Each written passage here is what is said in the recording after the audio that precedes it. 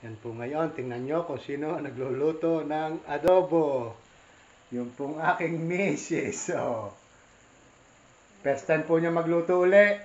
Sa loob po ng 10 years, yan.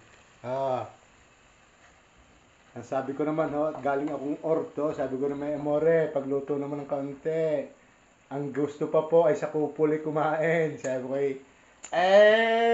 magkukupuli. Yun, lagyan po ng toyo. Oh, yun. Tingnan naman ang sipag pala naman Oh. Hello! Okay po, yan. Halo, amore. Ay gusto pong kumain sa labas. Nautusan ko lamang pong magluto yan, Adobo lang po yan, yan.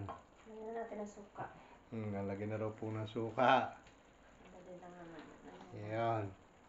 Yun. Naglagay na ng suka si Mrs. Yun.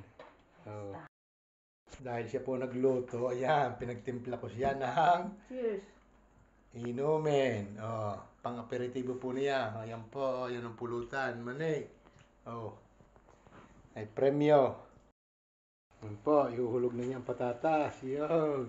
Ayan po. Pagluto din. With patatas. Ayan. Buono. Ayan. Olay, luto na po ang adobo ni Mrs. Ayan po, nakaluto na. Libre na kumain sa labas. Mamma mia. Ano sasabihin mo? Thank you for watching. Okay, bye-bye po. Grazie. Yun.